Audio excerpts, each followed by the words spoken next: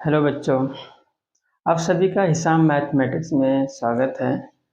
आज हम class 10th का चैप्टर नंबर 1 का रियल नंबर का एक्सरसाइज 1.2 को डिस्कस करेंगे। इससे पहले हमने एक्सरसाइज 1.2 के लिए जो कॉन्सेप्ट होता है उसके बारे में डिस्कस हो चुका है।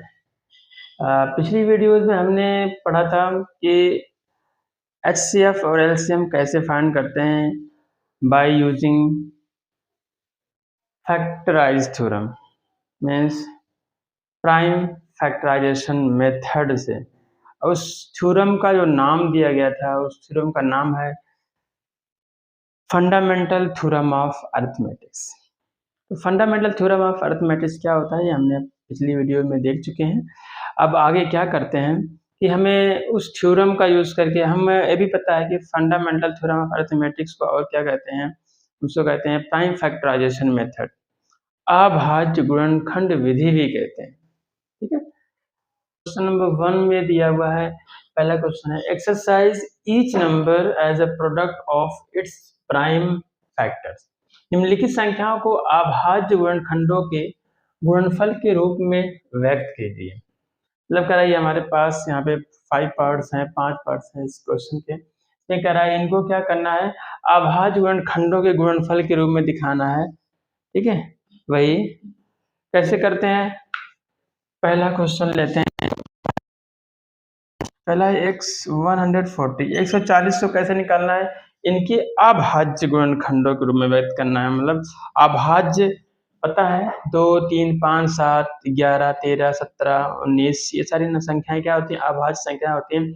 उस अभाज्य संख्याओं को इसको रिप्रेजेंट करना 140 को, तो पता है क्या करते हैं 140 का क्या करेंगे, हम गुणनखंड करेंगे, फैक्टराइज करेंगे। क्या आपको पता होगा 2 से डिवाइड हो जाएगा, 2 से 40, 2 से 14, फिर 2 से कट जाएगा, 2 तिहाई 6, 2 पचे 10, फिर अब 2 से नहीं कटेगा, 3 से भी नहीं होगा, 3 के बाद 5 से ले लेते हैं, 5 सत्ते 35, रह गया 7 एक 7। ये आपका 140 बराबर क्या हो जाएगा, 2 इंटू 2 इंटू 5 इंटू 7। अब ऐसे छोड़ दोगे तब भी सही है आपका। और एक चीज आपको और ध्यान रखना है कि इस सब फैक्टराइज में सबके गुणनखंडों में एक और नंबर होता है 1, जो हर एक नंबर का फैक्टर 1 होता है। तो यहाँ पे हम इंटू 1 भी कर सकते हैं। आगे चल के जब हम HCF और LCM फाइंड करेंगे उनमें जरूरत पड़ेगी हमें इंटू 1 करने की। जब कोई कॉमन फैक्टर नहीं होगा तो उस समय हमारा कॉमन फैक्टर 1 ही आता है। उभयनिष्ठ गुणनखंड जब कुछ नहीं आता तो उस समय हमारा 1 होता है, क्योंकि HCF जब निकालते हैं हम क्या करते हैं, उभयनिष्ठ गुणनखंड को ही सर्च करते हैं। तो जब उभयनिष्ठ गुणनखंड कोई नहीं दिख रहा होता है अभाज्य संख्या में, तो 1 को कंसीडर कर लेते हैं। 1 हर एक नंबर का गुणनखंड होता है, हर एक नंबर का फैक्टर होता है। तो यहाँ पे 140 का ये हमारा फैक्टराइज हो गया है। इसको हम ऐसे भी लिख सकते हैं कि 2 हमारा 2 टाइम आया है तो इसकी पावर फॉर्म में लिख सकते हैं 2 का स्क्वायर इंटू 5 इंटू 7। ये हमारा हो गया प्राइम फैक्टराइजेशन हो गया, अभाज्य गुणनखंड के गुणनफल के रूप में ये हमारा व्यक्त हो गया। फिर इसके बाद हमारा ये क्वेश्चन नंबर 1 का फर्स्ट हो गया। इस सेकंड हमारा क्या है, सेकंड को सॉल्व कर लेते हैं। सेकंड हमारा है 156 है। इसका क्या करेंगे, इसका भी अभाज्य गुणनखंड करना है, प्राइम फैक्टराइजेशन करना है। अब प्राइम फैक्टराइजेशन कैसे करते हैं ये हम पता है कि 150, आपको क्या करना है, इसको रफ पेज में या राइट साइड में लाइन खींच के आप इसको करके यहाँ पे लिख सकते हो। अब इसके बाद हमें ये करना है 156, तो 156 का मैं यहाँ पे कर लेता हूँ। ये क्वेश्चन नंबर फर्स्ट का फर्स्ट पार्ट हो गया है पूरा। ठीक, क्वेश्चन नंबर सेकंड को कर रहे हैं हम। सेकंड का 156 को रिप्रेजेंट करना है किसमें, प्राइम फैक्टर के फॉर्म में। 156 का हम क्या करेंगे, इसका फैक्टर कर लेते हैं। पता है इवन नंबर है, 2 से हमारा डिविजिबल होगा। 2 7 जा 14, 1 बचा 16 आ गया, 2 8 जा 16, फिर 2 से डिवाइड होगा, 2 3 जा 6 बचा 1 18, 2 9 जा 18। अब ये 3 से हो जाएगा, 3 1 जा 3, 3 3 जा 9, फिर ये आपका 13 1 जा 13। तो यहाँ पे लिख लेंगे 2 बार 2 आया है, 1 बार 3 आया है, फिर 1 बार 13 आया है। तो इसको अगर हम जो हमें कई बार आया हो जो फैक्टर, उसको हम पावर के फॉर्म में लिख सकते हैं। तो 2 का स्क्वायर, 2 हमारा 2 टाइम आया है, 2 का स्क्वायर इंटू 3 इंटू 13। इस तरीके से हमारा ये क्वेश्चन नंबर फर्स्ट का सेकंड पार्ट भी समाप्त होता है, हो गया। ये हमारा फैक्टर किस फॉर्म में हो गया, अभाज्य गुणनखंडों के गुणनफल के रूप में लिख दिया गया। Product of its prime factor, ये करना है, product of its prime factors अभाज्य गुणनखंडों के गुणनफल के रूप में लिखना, ये हमने लिख दिया। देखते हैं क्वेश्चन नंबर, ये हमारा क्वेश्चन नंबर 1 का फर्स्ट और सेकंड पार्ट हो गया है। अब इसका थर्ड पार्ट हम क्या करते हैं, कैलकुलेट कर लेते हैं। 3825 है, इसको हम क्या करते हैं, हमें इसको प्राइम नंबर्स के फैक्टर में लिखना है, अभाज्य गुणनखंड के गुणनफल के रूप में लिखना है। क्या करेंगे, इसका हम लिख लेते हैं, यहाँ पे कर लेते हैं 3825 3825 है। 2 से हमारा ये तो डिवाइड नहीं होगा डिविजिबल, 2 से फैक्टर नहीं हो सकता। क्यों? क्योंकि इसके लास्ट में इवन नंबर नहीं होके ऑड नंबर है, इसलिए 2 से नहीं फैक्टर, 2 से डिवाइड नहीं होगा। हम 3 से चेक कर लेते हैं। 8 3 और 8 11, 11 2 13, 13 5 18। 18 जो होता है 3 से डिविजिबल होता है, इसलिए पूरा नंबर भी 3 से डिविजिबल होगा, 3 से विभाजित होगा। देख लेते हैं, 3 का नाम 3, 3 दूनी 6, बचा 2, 22 हो गया। 3 सते 21, बचा 1 15, 3 पचे 15। इस तरीके से हम इसको चेक करके कर सकते हैं। अब फिर 2 से चेक करना नहीं है, फिर 3 से देख लेते हैं कटेगा नहीं कटेगा। हम जब प्राइम फैक्टराइजेशन करते हैं तो प्राइम नंबर जो हम लेते हैं एक इंक्रीजिंग ऑर्डर में लेके चलते हैं। पहले 2 शुरू करते हैं, 2 से नहीं हो रहा, फिर 3 से, फिर 5 से, फिर 7 से, तो इससे हमें आसानी होती है। अब पता है ये 5 से भी हो जाएगा डिविजिबल, लेकिन 2 एक बार 3 से चेक कर लेते हैं, ताकि फिर वापस जाके हमें पीछे ना चेक करना पड़े। तो 3 से देखेंगे, 1 और 2 3, 7 10, 5 15, 15 3 से विभाजित हो जाता है, तो इसलिए ये भी 3 से विभाजित हो जाएगा। 3 चौक 12, 3 दूनी 6, 3 दूनी 6, 1 7, 15, 3 पचे 15 हो गया। एक बार फिर से देख लेते हैं 3 से होगा कि नहीं होगा। 4 2 6 5 11 नहीं होगा, 3 से विभाजित 11। तो अब 5 से हमें पता है कि जब किसी भी नंबर के यूनिट प्लेस पे या वंश प्लेस पे क्या होता है, इकाई अंक पे क्या होता है, 5 होता है, 0, तो वो 5 से डिविजिबल होता है, 5 से विभाजित हो जाता है। यहाँ पे हमारा 5 है, तो ये 5 से विभाजित हो जाएगा। तो 5 का पहाड़ा पढ़ेंगे, 5 8 40 होता है, 2 बचेगा 25, 5 पचे 25, ये हमारा हो गया 5 से। फिर 85 है, फिर 5 से हो जाएगा। 5 51, 5 बचा 3 35, 5 सते 35, 17 पचे 85 होता है। आपको टेबल याद होना चाहिए कम से कम 20 तक। 17 पचे 85, अब क्या होगा, अब 17 बार जाएगा, 17 करना 17, तो ये हमारा क्या हो जाएगा, 3 इंटू 3 इंटू 5 इंटू 5 इंटू 17। तो यहाँ पे हम जो 3 यहाँ पे 2 टाइम आया है, तो इसकी पावर ले सकते हैं, 3 का स्क्वायर इंटू 5 का स्क्वायर इंटू 17। इस तरीके से हमारा क्वेश्चन नंबर थर्ड भी कंप्लीट होता है, फर्स्ट का थर्ड पार्ट भी कंप्लीट होता है। ये हमारा हो गया गुणनखंडों के अभाज्य गुणनखंडों के गुणनफल के रूप में, इनको गुणनखंड बोलते हैं, फैक्टर है ये। अब क्या करते हैं, क्वेश्चन नंबर फोर्थ को देख लेते हैं। क्या है 5005, इसको मैं प्राइम फैक्टराइजेशन करना है।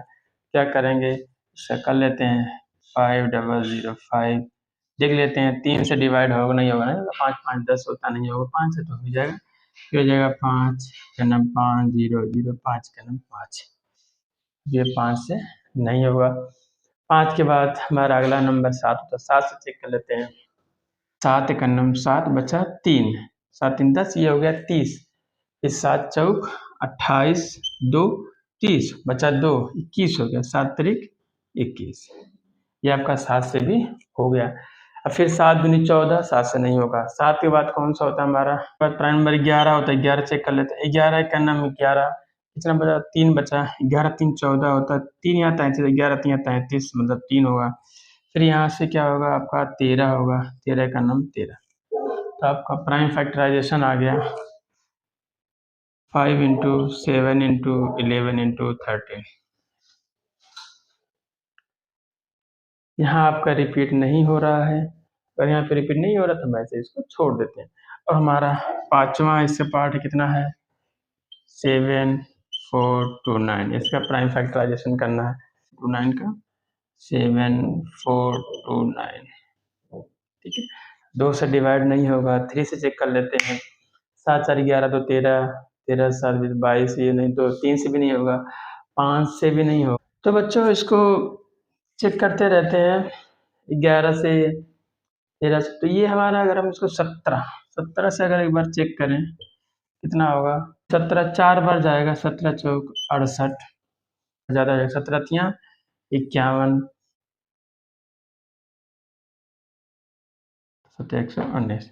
इस तरीके से ये हमारा फैक्टराइज हुआ 17 से हो जाता है। तो इसको हम चेक करते 17, अब क्या है 17 के जो 17 जो छोटा प्राइम नंबर है उससे तो होगा नहीं। अब 17 से इसको चेक कर लेते हैं होगा कि नहीं होगा। 17 दूनी 34, 34 बचा यहाँ पे 9, 97, 17 का टेबल में 97 नहीं आता। 17 के बाद हमारे पास 19 होता है, 19 से चेक कर लेते हैं। 19 दूना 38, 2 बार जाएगा 38। उसके बाद इसमें कितना बचा ये देखेंगे, 43 में से 38 को घटा लेना है। अब ऐसे करके घटा सकते हो, 43 में 38 घटा लो, कितना बचेगा 5, ये हो जाएगा 5 आएगा। फिर 19 की टेबल में 57 आता है, 19 तियाँ 57।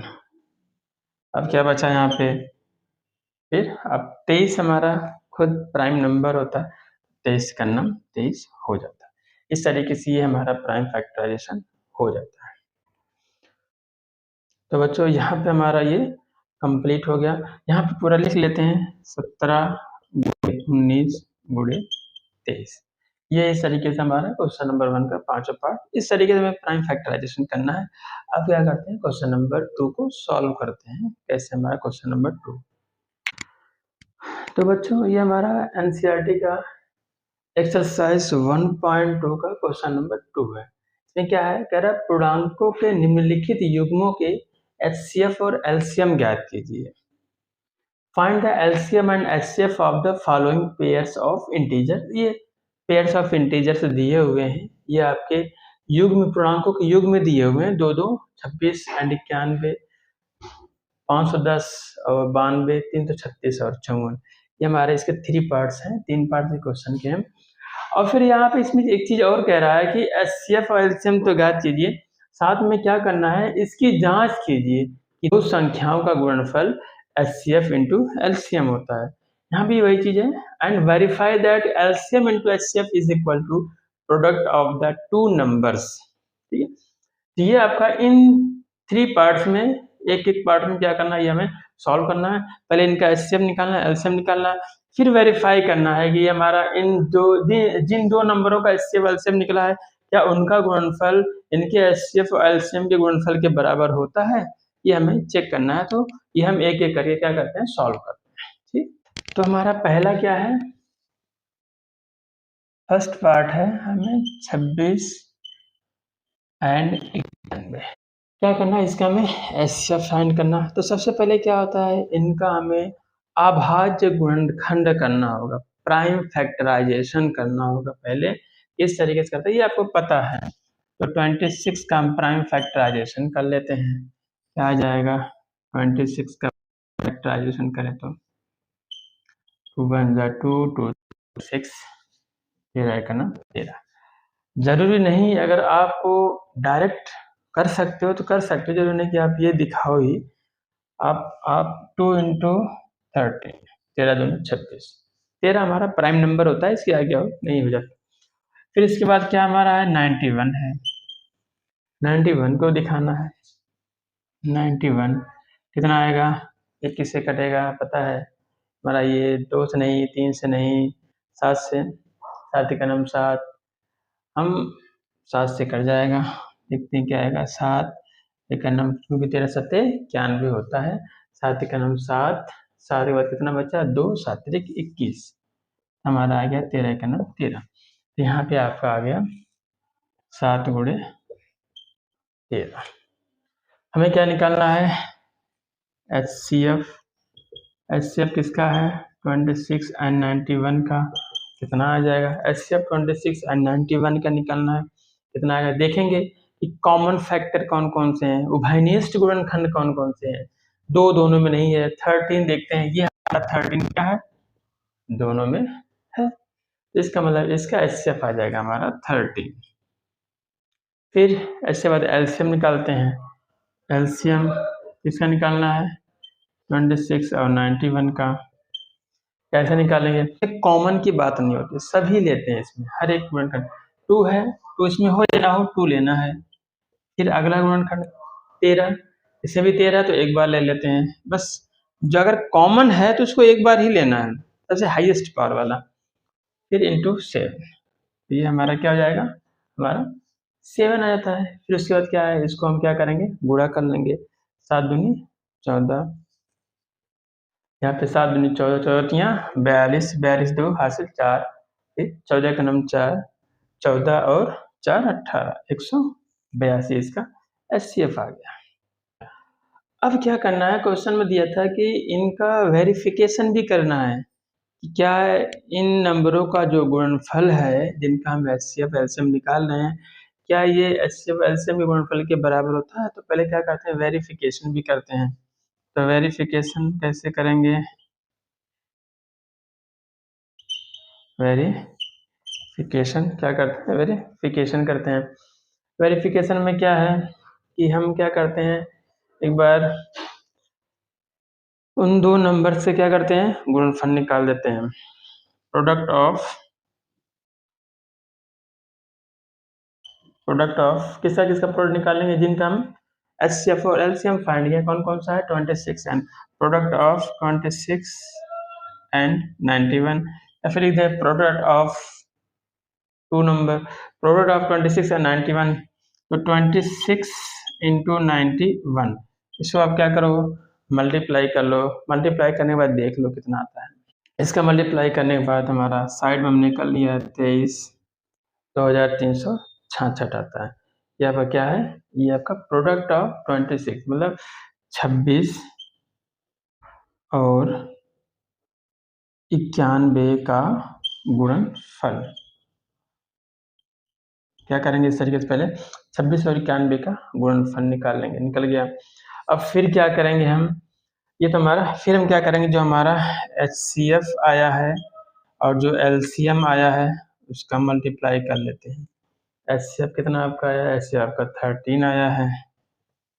फिर LCM कितना आया आपका, 182 आया है। यहाँ इसका मल्टीप्लाई कर लेते हैं। 13 का 182 में आप लिख के गुणा कर लो या डायरेक्ट कर लो। 13 दूनी 26 हासिल 2 हो गया। फिर 13 सत्ते के 13 अठे 104, 104 और 2 106, हासिल कितना 10 हो गया। फिर 13 का नम 13, 13 और 10 23, ये आपका आ गया 2366। तो क्या हुआ यहाँ पे, product of two number is equal to HCF and LCM। ये हमें क्या करना है, प्रूव करना है। तो लिख देंगे हेंस, या इसलिए जो भी, hence product of, hence product of 26 and 91 is equal to HCF into LCM, जो कितना आया है 2366। ठीक है, प्रोडक्ट ऑफ लिख लेंगे आता है, हेंस हम लिख लेंगे आता है जो हमारा 26 और 91 का गुणनफल बराबर आ गया HCF इंटू LCM।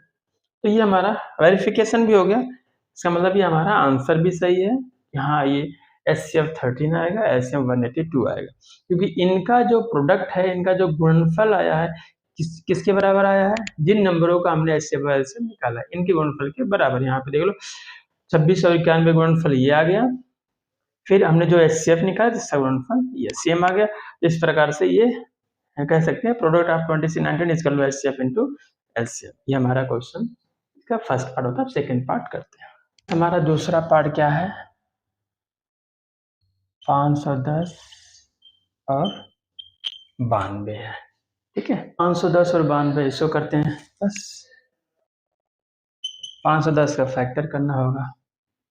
यहाँ पे कर लेते हैं, 510 से कितना आता है पता है, 2 से हो जाएगा, 2 दूनी 4, बचा 1, 2 पचे 10, 2 पचे 10, 200 हो गया, 2 दूनी 4, ठीक है।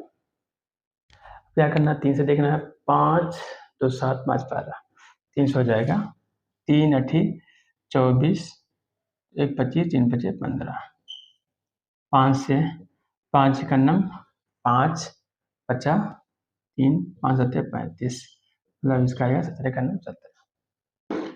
क्या होगा, 2 गुणे 3 गुणे 5 गुणे 17, क्या करते हैं 92 का निकाल लेते हैं। 92 का 2 चौक 8, 2 चौक 12, ये 2 से 4, 2 तिहाई 6, अब इसके आगे 23 हमारा प्राइम नंबर ही होता है, अब 23 से कन्नम 23 कर देंगे, यहाँ हो जाएगा 2 गुणे 23, यहाँ देख रहे हैं 2 को 2 बार लिखा गया है इंटू 23। हमें क्या करना है यहाँ पे HCF, अब हमें क्या करना है HCF फाइंड करना है, तो HCF के लिए क्या करेंगे, लिख देंगे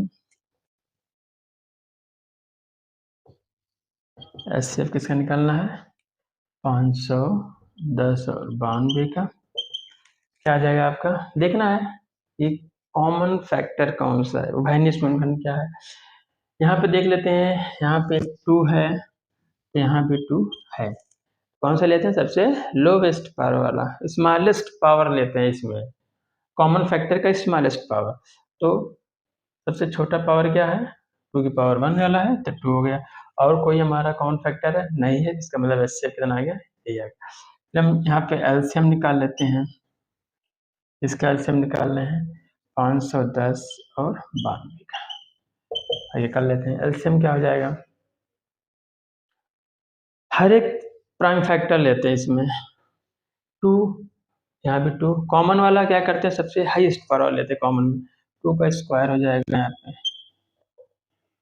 2 का स्क्वायर इंटू, अब कौन है 3 भी है यहाँ पे 3 नहीं है तो भी 3 लेते हैं, 3 इंटू 5 इंटू 17 इंटू 23, तो ये सब हो जाएंगे इसके एलसीएम, इन सब का मल्टीप्लिकेशन करते हैं, फिर देखते हैं पर आता है 23,460, आप लोग गुणा कर लेना, या मल्टीप्लिकेशन करने के बाद इतना हमारा एलसीएम हो जाता है।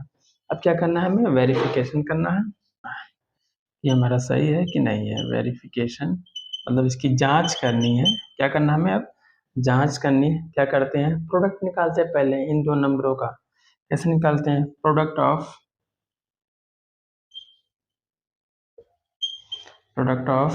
510 एंड 92, मतलब हिंदी में अगर लिखे 510 और 92 का गुणनफल, देखने क्या आता है, 510 और 92 का गुणनफल, अब गुणा कर लो, 510 और 92 का गुणा करके देख लो कितना आता है, तो यहाँ पे गुणा करने के बाद आता है 46,920। तो अब क्या करते हैं, अब इनका HCF और LCM जो निकला है इसका गुणा करते हैं, कितना आता है, इसका गुणा कौन कौन सा है, ये हमारा एक HCF 2 है और LCM कितना आया है 23,460, ठीक है, ये इसका गुणा करके देख लेते हैं कितना आता है,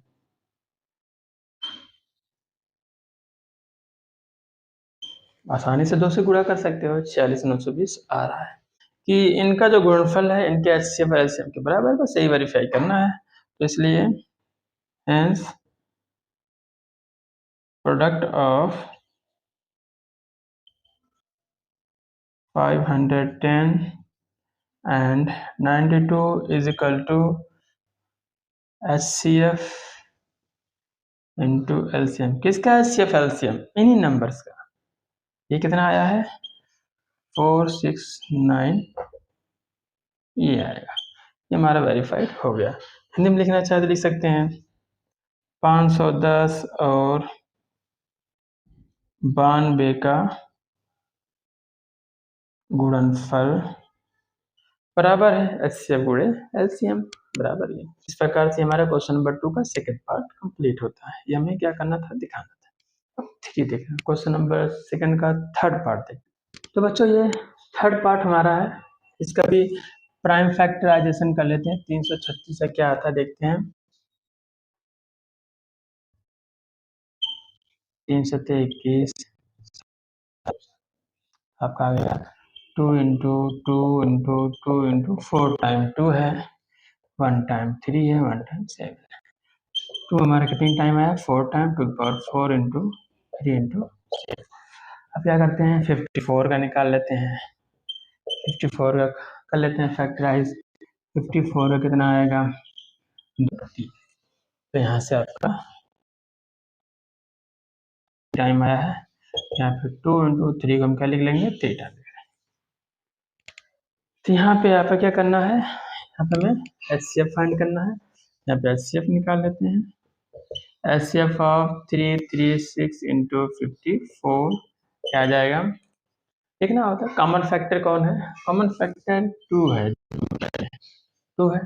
सबसे स्मॉलेस्ट पावर किसकी है, इसकी 1 है, इसकी 4। तो स्मॉलेस्ट पावर वाले लेते हैं एचसीएफ में, तो 2 ले लेंगे इंटू, और भी कोई कॉमन फैक्टर है 3 है, यहाँ पे 3 है। तो सबसे लोवेस्ट पावर वाला स्मॉलेस्ट पावर कम घात वाला कौन है, ये है 3। 3 ले लेते हैं, 2 3 जा 6। ये क्या हो गया आपका एचसीएफ। अब इसी तरीके से एलसीएम निकाल लेते हैं। एलसीएम किसका निकालना है, 336 और 54 का। अब इसमें जो कॉमन फैक्टर होंगे उसकी ग्रेटेस्ट पावर लेंगे, हाईएस्ट बड़ी पावर लेंगे। ये है 2 की पावर 4, यहाँ पे केवल 2 है तो ले लेंगे 2 की पावर 4। फिर 3 वाला ले लेते हैं 3 की पावर 3। अब कौन बच रहा फैक्टर हमारा, 2 और 3 हो गया, सिर्फ 7 बच रहा। 7 क्या करेंगे, इनका मल्टीप्लिकेशन कर लेंगे। तो इनका मल्टीप्लाई करने के बाद आएगा 3024। ये हो गया आपका 3024। अब क्या करना हमें, वेरिफिकेशन करना है। तो वेरिफिकेशन कैसे होगा, क्या करना है, इन दोनों नंबरों का गुणनफल निकालना है। Product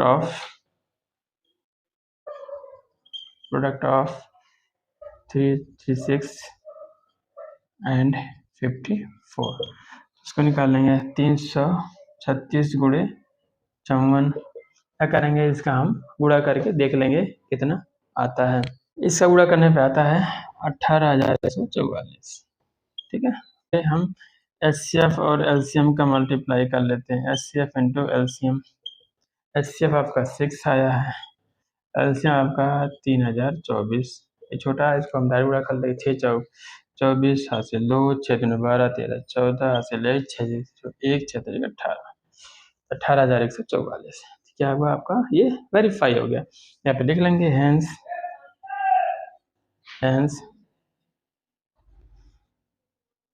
product of 336 and 54 is equal to HCF into LCM, जो कितना आया है 18,144। इसका वेरिफिकेशन हो गया। हिंदी में कहेंगे अतः 336 और 54 का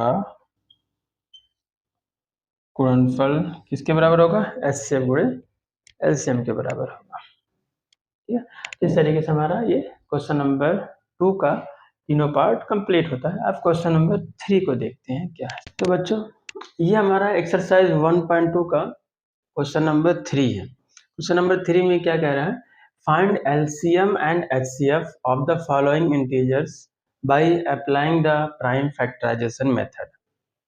अभाज्य गुणनखंडन विधि द्वारा निम्नलिखित पूर्णांकों के एचसीएफ और एलसीएम ज्ञात कीजिए। वही काम करना है क्वेश्चन नंबर 2 में जो हमने किया था, एलसीएम और एचसीएफ फाइंड किया था। वहां पे 2 इंटीजर्स का हमने फाइंड किया था, यहाँ पे 3 इंटीजर्स हैं, तो 3 इंटीजर का निकालना है। हम सॉल्व करते हैं। फर्स्ट पार्ट हमारा क्या है कि 12, 15 एंड 21। अभाज्य गुणनखंडन विधि या प्राइम फैक्टराइजेशन मेथड के द्वारा क्या करना है, एचसीएफ और एलसीएफ फाइंड करना है।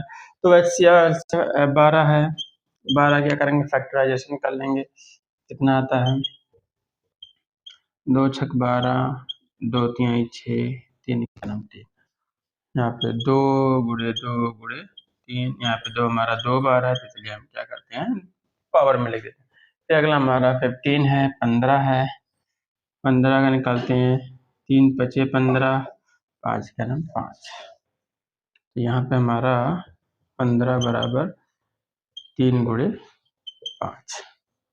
फिर अगला नंबर क्या हमारा 21 है, 21 का हम फैक्टर कर लेते हैं, 3 7 21, 7 का नाम 7, यहाँ पे 21 बराबर 3 गुणे 7। हमें क्या करना है, हमें एचसीएफ पहले निकालना है, किन किन नंबर का, 12, 15 और 21 का। एचसीएफ क्या होता है, हमें जो कॉमन प्राइम फैक्टर है, हमें कॉमन जो उभयनिष्ठ अभाज्य गुणनखंड है उनको ढूंढना है। तो यहाँ पे देखते हैं, पहले 12 में देखते हैं, पहला हमारा गुणनखंड क्या है, 2 है, 2 का स्क्वायर है, और देखते हैं सेकंड वाले में 2 है कि नहीं, 15 में 2 नहीं है, तो ये हमारा कॉमन, अब तीनों में कॉमन होना चाहिए। इसके पहले वाले में क्या था कि 2 नंबर का निकाल रहे थे, दोनों नंबर में कॉमन था, दोनों नंबर का उभयनिष्ठ निकाल रहे थे।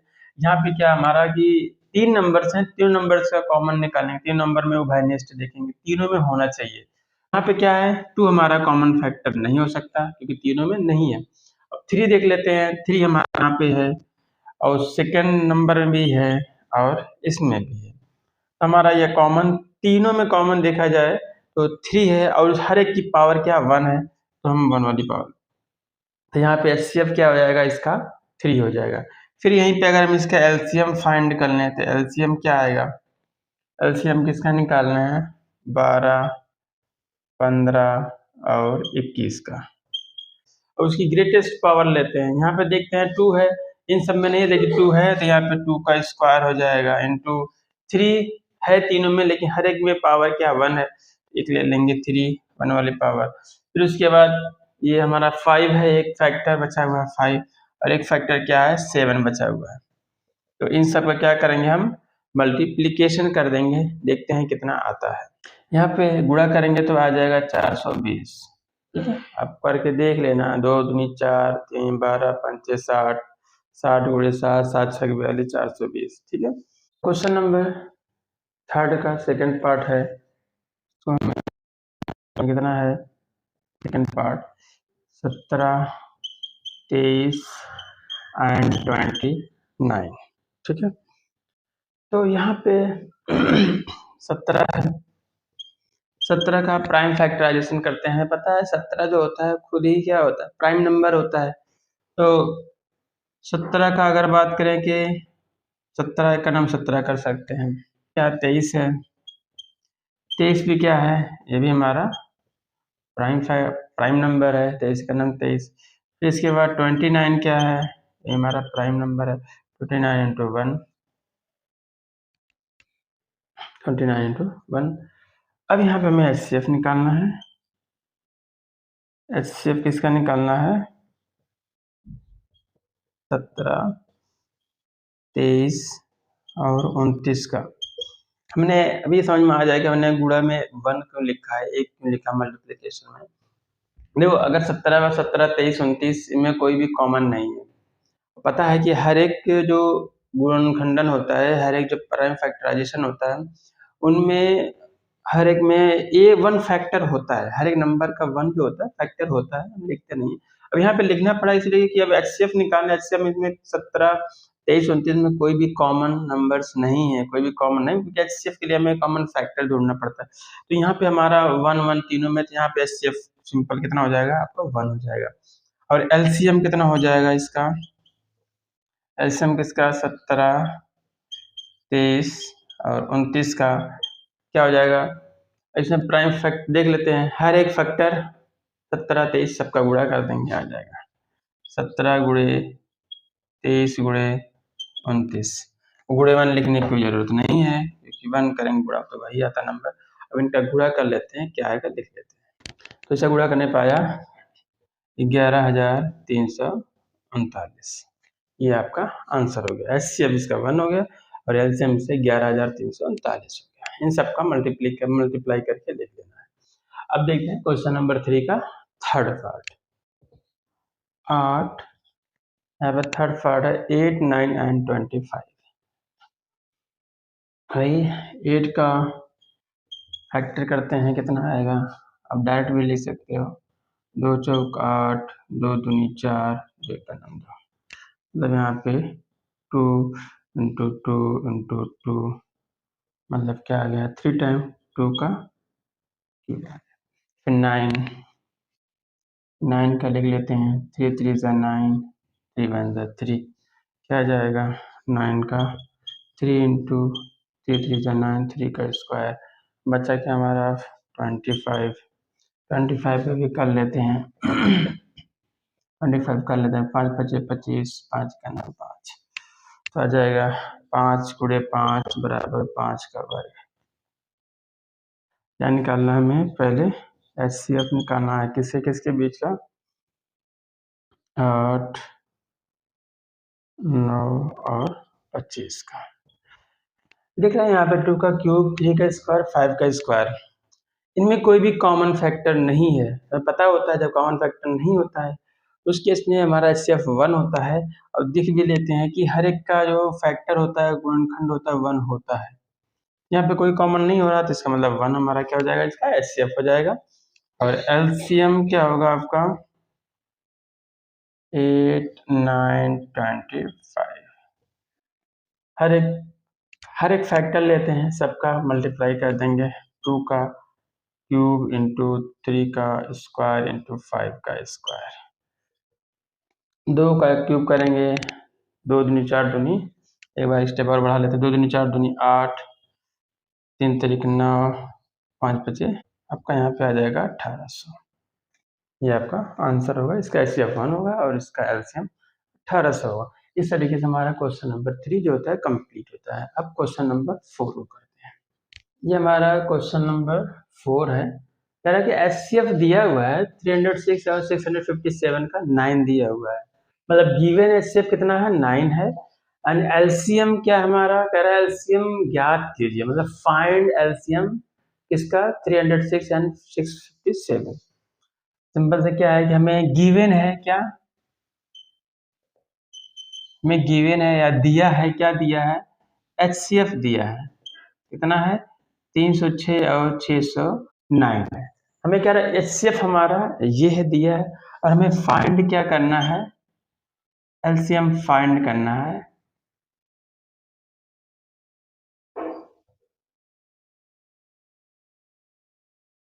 कितना LCM?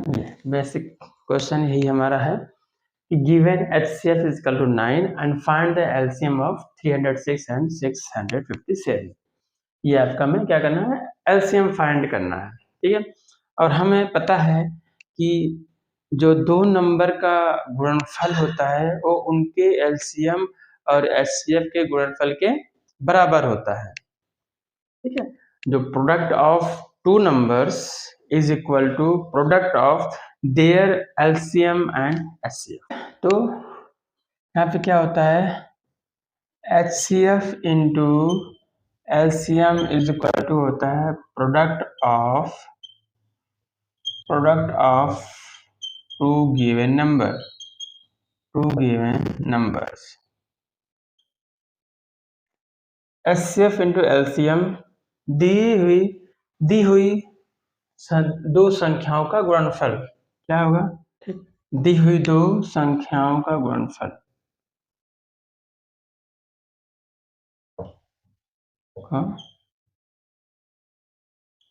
ये लिख सकते हैं हिंदी में, दी हुई दो संख्याओं का गुणनफल HCF इंटू LCM इसके लिए product of two given number. ठीक, तो क्या होगा? हम लिख लेते हैं HCF एंड LCM। HCF इसके फॉर्म में, अब पता है HCF कितना आया? यही नंबर हमारा है। यहाँ पे लिख लेते हैं कि हम जानते हैं कि, पहले इसे लिख लेंगे हम, जानते हैं कि मतलब we know that HCF into LCM is equal to product of two given numbers।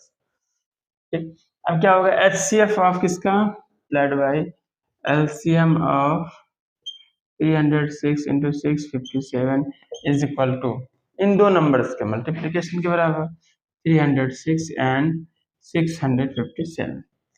देखो हमें HCF ये गिवन है कितना 9, इसकी जगह हम 9 लिख लेंगे। 9 into LCM 306 7 is equal two into 657। अब क्या करना है हमें LCM फाइंड करना है। 9 इधर जाएगा तो क्या हो जाएगा डिवाइड हो जाएगा। तो LCM 306 and 657 306 into 657 divide by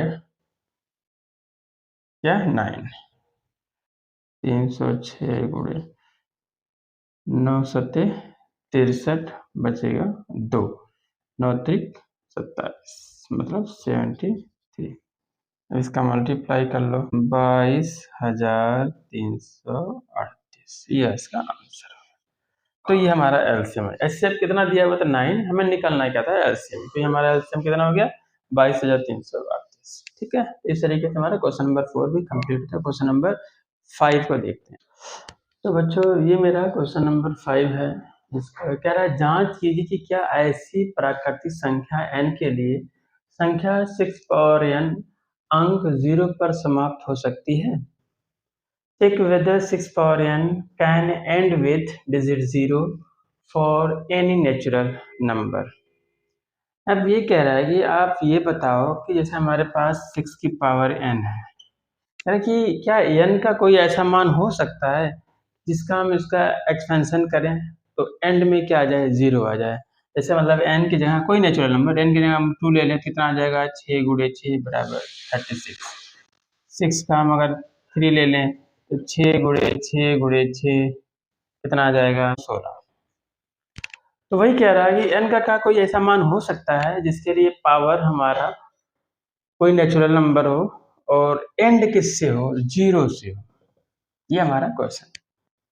तो अगर कोई नंबर 0 से एंड होगा तो वो क्या होगा 5 से डिविजिबल होगा।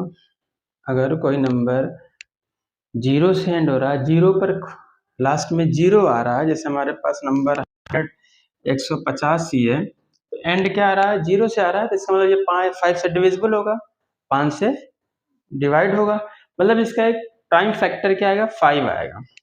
2 इंटू 3 की पावर n। यहाँ पे कोई भी हमारा फैक्टर 5 नहीं आ रहा, मतलब ये हमारा फैक्टर 5 नहीं आ रहा है, इसलिए ये हमारा जो है 0 पे एंड किसी भी प्राकृतिक संख्या के लिए या किसी भी नेचुरल नंबर के लिए ये n ये जो हमारा नंबर है 6 पावर n जो ये 0 पे एंड नहीं होगा। If the number 6 power n ends with the digit 0 then it should be divisible by 5 as we know any number with unit place as 0 or 5 is divisible by 5। इसका हिंदी में आप लिख सकते हो कि अगर हमारा नंबर 6 पावर n 0 पर समाप्त होता है या 0 पर खत्म होता है तो यह 5 से विभाजित होना चाहिए, ठीक है। एज वी नो, हम जानते हैं, as we know any number with unit place as 0 और 5 इज डिविजिबल बाई 5। कह रहा कि हम जानते हैं कि अगर हमारा यूनिट प्लेस पे 0 या 5 होता है तो वो किससे विभाजित होता है? 5 से विभाजित होता है, ठीक है। इसके आगे फिर लिख लेते हैं, वेरिएस करना होगा। Therefore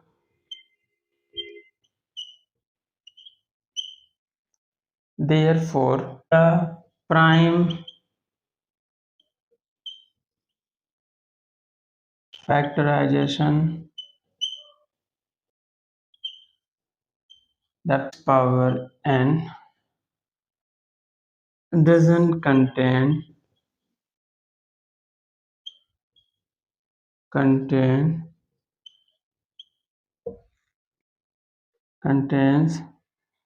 prime number 5. Therefore, the prime factorization of 6 power n doesn't contains prime number 5. हम यहाँ पे देख रहे हैं 6 पावर n का जब हम फैक्टराइजेशन कर रहे हैं, यहाँ हमारा 5 कंटेन नहीं हो रहा, 5 नहीं शामिल है इसमें, कहेंगे हेंस, तो इसलिए क्या होगा, क्या 6 power n can not and with digit 0 for any natural number, any natural for any natural number. तो अतः ये क्या होगा, इसका एंथीम, अतः प्राकृतिक संख्या for any natural number n, अतः प्राकृतिक संख्या n के लिए 6 की पावर n हमारा 0 पर समाप्त नहीं हो सकता। तो इस तरीके से हमारा क्वेश्चन ये कंप्लीट होता है। अब क्वेश्चन नंबर 6 को कर, तो बच्चों क्वेश्चन नंबर 6 हमारा ये है। क्वेश्चन नंबर 6 में कह रहा है कि व्याख्या कीजिए कि 7 गुणे 11 गुणे 13 प्लस 13 ये प्लस है, और 7 गुणे 6 गुणे 5 गुणे 4 गुणे 3 गुणे 2 गुणे 1 और धन 5 भाज्य संख्याएं क्यों है। हमें ये व्याख्या करना है कि भाज्य संख्याएं क्यों है। Explain why 7 into 11 into 13 plus 13 and 7 into 6 into 5 into 4 into 3 into 2 into 1 plus 5 are composite number. हमें यह यहाँ पे एक्सप्लेन करना है कि ये हमारी जो संख्याएं दी हुई हैं ये हमारे कंपोजिट नंबर क्यों हैं, भाज्य संख्याएं क्यों। आपको पता है कि कंपोजिट नंबर और भाज्य संख्याएं कौन सी होती हैं, जिसका जो फैक्टर 1 और इटसेल्फ के अलावा भी अगर उसका कोई फैक्टर होता है तो हमारा क्या होता है, कंपोजिट नंबर होता है, भाज्य संख्या या कह सकते हैं। हमें यहाँ पे यही शो करना है कि इसके फैक्टर इटसेल्फ एंड 1 के अलावा भी हैं। समझ में आ रहा है। भाज्य संख्या क्या होती है कि जिसका जो एक और खुद से विभाजित होता ही है, उसके अलावा और भी नंबरों से विभाजित होता है, और भी उनका क्या होता है, गुणनखंड होता है, एक और खुद के अलावा भी उसके गुणनखंड होते हैं, तो भाज्य संख्या होती है। ये हमें क्या करना होगा, शो करना होगा, दिखाना होगा। तो यहाँ पे देख लेते हैं पहला नंबर हमारा क्या है, इसका क्या कर, पहला नंबर यहाँ पे 7 गुणे 11 गुणे 13 प्लस 13, ठीक है, इसको करके देख लेते हैं। यहाँ पे देखते हैं हम, यहाँ पे ये पूरा नंबर मल्टीप्लाई के फॉर्म में 13, यहाँ भी 13, तो यहाँ पे हमारा 13 क्या है, कॉमन है, उभयनिष्ठ है, इसको हम बाहर ले सकते हैं। तो क्या हो जाएगा, यहाँ पे 13 मगर हम उसको बाहर ले लिए तो यहाँ पे क्या बचेगा, 13 हट जाएगा, 7 गुणे 11 गुणे 1 मतलब 7 गुणे 11, 7 गुणे 11 और प्लस यहाँ पे 1 बचा, क्योंकि 13 हमने कॉमन ले लिया, बाहर निकाल लेंगे 13। अब क्या होगा, 13 11 सते 77 प्लस 1, यहाँ पे जाएगा 13 गुणे 77 और 1 78, 78 का हम फैक्टर कर सकते हैं, क्या जाएगा 2 3 6 दोनों 78, ये हो गया आपका 13 गुणे 2 गुणे 3 गुणे 13। यहाँ आपको समझ में आ रहा होगा कि यहाँ पे फैक्टर आपका इस पूरे नंबर जो है इसके कितने हैं, एक 13 भी है, 2 भी है, 3 भी है, 13। तो इसके अदर देन इटसेल्फ और 1 के अलावा भी और इसके फैक्टर हैं, इसलिए हमारा क्या हो गया, ये हमारा ये भाज्य संख्या हो गया, कंपोजिट नंबर हो गया। तो क्या हो गया, hence is a composite number.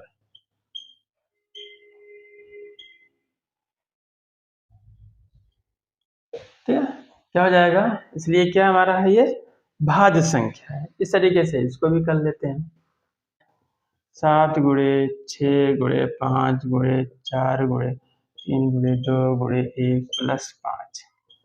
और यहाँ पे इस पूरे नंबर गुणे के फॉर्म में है, यहाँ भी 5 है और यहाँ 5 कॉमन ले लेंगे, क्या आ जाएगा, 5 कॉमन लेंगे तो यहाँ पे 5 निकाल लेंगे, 7 गुणे 6 गुणे 4 गुणे 3 गुणे 2 गुणे 1 प्लस यहाँ से 5 जाएगा तो 1। क्या करना है, 5 इन सबका गुणा कर देना है, 7 6 42, इनका गुणा करके हमें यहाँ पे लिख लेना 1 ऐड करके।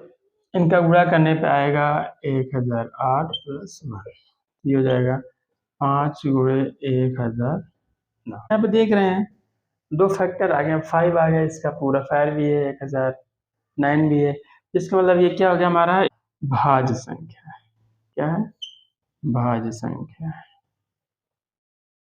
ठीक है, बस इस तरीके से हमें देखना है कि हमारी भाज्य संख्या है, क्योंकि यहाँ पे हमारे कंपोजिट नंबर जो खुद फैक्टर होता है और 1 फैक्टर के अलावा भी आ गया तो कंपोजिट नंबर हो गया। यहाँ पे 5 भी इसका फैक्टर आ गया है, ये हमारी क्या हो गई, भाज्य संख्या। इस तरीके से हमारा 1.2 क्वेश्चन नंबर 6 कंप्लीट होता है। क्वेश्चन नंबर 7 को देख लेते हैं। तो बच्चों हमारा ये एक्सरसाइज 1.2 का लास्ट क्वेश्चन है, क्वेश्चन नंबर 7 है। There is a circular path around a sport field. Sonia takes 18 minutes to drive one round of the field, while Ravi takes 12 minutes for the same. Suppose they both start at the same point and at the same times and go in the same direction. After how many minutes will they meet again at the starting point? Question में ये कह रहा है कि एक कोई खेल का मैदान है, ऐसा है सर्कुलर पाथ, गोल है, गोलाकार, गोलाकार क्या है हमारे पास, एक स्पोर्ट्स का एक खेल का मैदान है।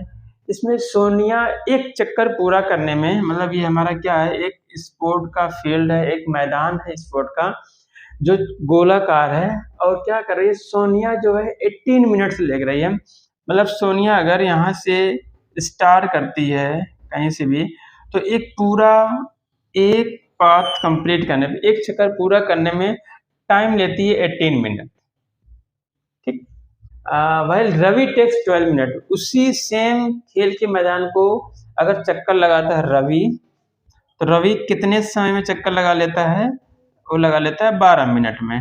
12 मिनट्स में क्या करता है वो, एक चक्कर लगा लेता है। ठीक, फिर हमसे पूछा क्या गया है कि सपोज करिए कि they both start at the same point and same time and go in the same direction. अगर कह रहे हैं कि अगर सोनिया और रवि किसी एक पॉइंट से स्टार्ट करें, मान लेते यही पॉइंट मान लेते हैं, यहीं से सोनिया भी स्टार्ट करती है, सोनिया और रवि एक पॉइंट से, and go in the same direction, एक ही डायरेक्शन में, मान लेते हैं इस डायरेक्शन में क्या कर रहे हैं, चक्कर लगा रहे हैं। पता है कि 12 मिनट में रवि फिर यहाँ आ जाएगा, लेकिन ये रवि जो है 12 मिनट में इस पॉइंट पर फिर से आ जाएगा, जबकि सोनिया अभी कहीं पीछे रहेगी, वो 18 मिनट में यहाँ पहुंचेगी। तो उस 18 मिनट के होते ही ये रवि जो है फिर से आगे निकल आएगा। ठीक है, तो इसका मतलब ये कह रहा है कि बताओ ये कितने टाइम में ये आगे बढ़ता जाएगा, ये धीरे धीरे एक टाइम ऐसा आएगा दोनों फिर से मिल जाएंगे। तो वहां पे कह रहा है, यहाँ कह रहा है after how many minutes will they meet again at the starting point, वो फिर से यहाँ पे कब पहुंचेंगे। जैसे कि एक चक्कर इन्होंने लगाया, यहाँ पहुंच गए, 12 मिनट में रवि यहाँ पहुंच गया, लेकिन 12 मिनट में जो सोनिया हुई कहीं यहाँ पर होगी, कि जब 18 मिनट पूरा होगा तब यहाँ पहुँचेगी। कि जैसे ही सोनिया यहाँ पहुँची वो कहीं आगे निकल चुका होगा रवि। फिर ऐसे-ऐसे क्या होगा, हमें एक ऐसा टाइम आएगा जिसमें ये हमारा क्या है, सोनिया यहाँ पे, सोनिया और रवि दोनों स्टार्टिंग पॉइंट पे मीट कर जाएँगे, मिल जाएँगे। ये हमें क्या करना होगा, इसका हमें एलसीएम फाइंड करना होगा। इसका जो एलसीएम होगा वही समय आएगा जिसमें ये दोनों एक साथ मिल जाएँगे। तो इसका सॉल्व करने के लिए क्या करना होगा, 18 और 12 का एलसीएम निकालना होगा। हमें पता है कैसे 18 का एलसीएम निकलता है। 18 का फैक्टराइज कर लेते हैं जल्दी से। 2 9 18, 3 त्रिक 9, 3 का 9 3 आ जाएगा। 2 गुणे 3 गुणे 3। फिर हमारा क्या 12 है, 12 का आ जाएगा 2 दूनी 4 तिहाई 12। इसको लिख सकते हैं 2 गुणे 3 का स्क्वायर, इसको लिख सकते हैं 2 का स्क्वायर इंटू 3, क्योंकि 12 का भी निकालेंगे तो वही आएगा 2 छक 12, 2 3 6, 3 का 9 3। तो इनका जो एलसीएम है क्या आ जाएगा, एलसीएम 18 और 12 या 12 और 18 का की जरूरत भी नहीं होती। हमें क्या होता है, हर एक फैक्टर देखना होता है। अगर दोनों में है तो जो हाईएस्ट पावर वाला, जो ग्रेटेस्ट पावर वाला है उसी को ले लेते हैं। यहाँ पे देख रहे हैं 2 यहाँ भी है, 2 यहाँ पे कॉमन है, लेकिन 2 हमारा एक प्राइम फैक्टर है तो इसकी पावर 1 इसकी पावर 2, तो ग्रेटेस्ट पावर कौन है, 2 है, 2 ले लेंगे। इसी तरीके से 3 भी है, 3 भी है, दोनों में है तो एक ही लेंगे 3 जिसकी ग्रेटेस्ट पावर होगी। तो यहाँ से इसका क्या आ जाएगा, कैलकुलेट करेंगे 2 दूनी 4, 3 त्रिक 9, 9 चौक 36।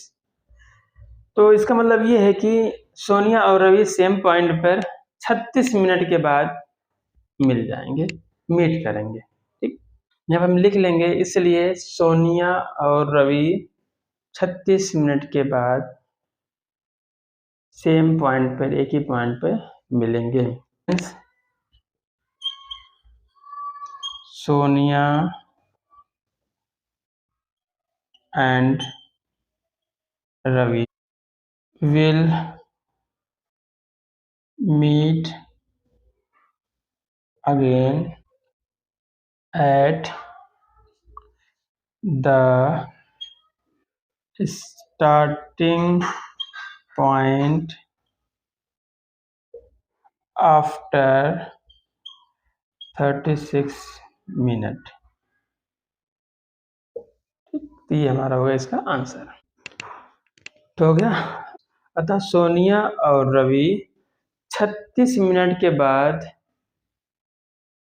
शुरुआती बिंदु पर मिलेंगे। ठीक, तो ये हमारा हो गया आंसर।